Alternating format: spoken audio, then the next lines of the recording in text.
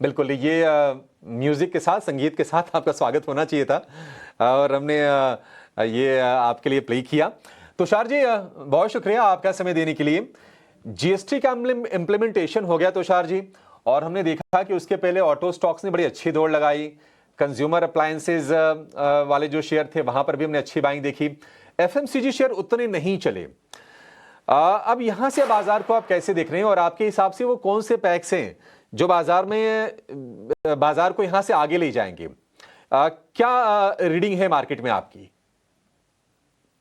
हाँ, तो ये जो जीएसटी में सरकार ने जो जीएसटी में चेंजेस बदलाव जो लाए हैं, उनसे मेरे हिसाब से काफी सेक्टर्स में तेजी होनी चाहिए अगले कुछ क्वार्टर्स में। एक बड़ी चीज जो हमें ट्रैक करने की जरूरत है वो ये है कि अर्निंग्स में रिकवरी कैसे आती है। तो अगर आप देखेंगे लास्ट 4-5 क्वार्टर से अर्निंग्स थोड़ी सी रिलेटिवली सॉफ्ट रही है। निफ्टी अर्निंग्स कुछ आई थिंक 5-6% ग्रोथ है लास्ट ईयर। यहाँ से मुझे लगता है कि नेक्स्ट 2 साल अर्निंग्स में एक रिकवरी आएगी। हर क्वार्टर एक के बाद एक अगर आप देखेंगे क्वार्टर दर क्वार्टर थोड़ा सा रिकवरी मुझे लगता है आना चाहिए अर्निंग्स में। और अगर आप देखेंगे सरकार ने पिछले 1 साल में सरकार ने और आरबीआई ने मिलके काफी सारे बदलाव किए हैं मार्केट्स में, इकोनॉमी में एक मोमेंटम आए उसके लिए, एक तेजी लाने के लिए। पहले डायरेक्ट टैक्स में सरकार ने एक बड़ी राहत दी थी, अब जीएसटी में दी है। आरबीआई ने बैंक्स को एक तरह से एक मैंडेट दिया है कि आप जाइए क्रेडिट ग्रोथ और करिए, थोड़ा और रिस्क लीजिए। कॉर्पोरेट लार्ज कॉर्पोरेट कैपेक्स और स्पेंडिंग को बढ़ावा दे रहे हैं सरकार और आरबीआई मिलके। तो डेफिनेटली एक ओवरऑल जैसे जैसे अर्निंग्स में रिकवरी आएगी मार्केट में एक मोमेंटम आना चाहिए।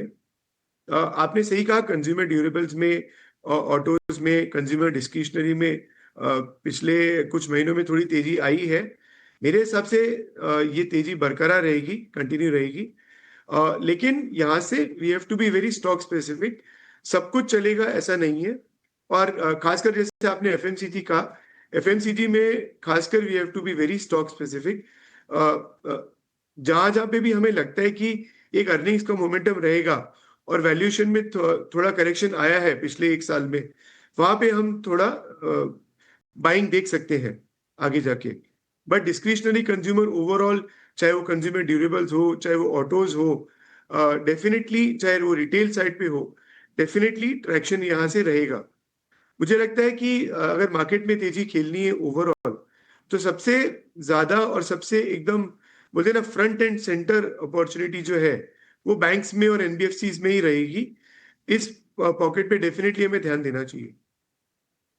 तो चलिए, ये नज़रिया फिलहाल मार्केट पे। तुषार, नमस्कार, बहुत बहुत स्वागत है आपका 18 आवर्स स्वदेश पे। देखिए, 4 साल तो बेमिसाल रहे जहां पर हमने कई सारे सेक्टर्स को अच्छे तरीके से प्रदर्शन करते देखा, बट बीते 1 साल को देखिए तुषार, तो निफ्टी ने मामूली सा रिटर्न दिया है, और लोगों के पोर्टफोलियो का हाल तो हमें पता ही है कि मिड कैप और स्मॉल कैप में कई सारे सेक्टर्स की अच्छी तरीके से पिटाई हुई है। बड़े सेक्टर्स जैसे आईटी, फार्मा, इनमें भी कई सारी नेगेटिव खबरें हैं।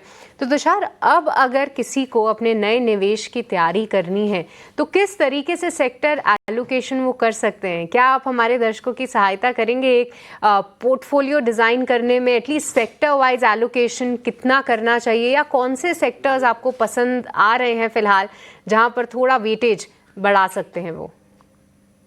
तो शिशु, जैसे मैंने कहा कि एक डेफिनेटली डोमेस्टिक पे फोकस ज्यादा रहना चाहिए बनिस्पत एक्सपोर्ट्स ओरिएंटेड सेक्टर्स के। खासकर बैंक्स और एनबीएफसीज, मुझे लगता है कि एक पॉकेट है जहाँ पे अच्छा पैसा बनेगा। Also the largest sector in the market. तो definitely next round of momentum यहाँ से हमें दिखेगा मार्केट में। तेजी अगर हमें खेलनी है तो ये एक सेक्टर हमें देखना ही चाहिए। इसके अलावा डोमेस्टिक कंजम्पशन रिलेटेड और डोमेस्टिक साइक्लिकल्स जो सेक्टर है उसमें हमें एक अच्छा निवेश करना चाहिए as a percentage of the portfolio. That should form a substantial part. जहां तक एक्सपोर्ट्स ओरिएंटेड सेक्टर्स है, फार्मा में हम लोग लॉन्ग टर्म तेजी में है। हमें लगता है कि फार्मा में नेक्स्ट कुछ साल अर्निंग्स में मोमेंटम बरकरार रहेगा और निवेश की काफी अच्छी अपॉर्चुनिटीज है। Not everything will go up, सब कुछ ऊपर नहीं जाएगा, लेकिन again if we are able to identify good pockets of investment. Pharma should do well, यहाँ से अच्छा करेगा। आईटी में अगर आप देखेंगे बाजार का एक बड़ा हिस्सा, काफी सारे निवेशक मंदी में है। मेरे हिसाब से यहाँ से एक काउंटर सिक्लिकल रैली, एक ट्रेड मैं रूल आउट नहीं करता हूँ आईटी में भी।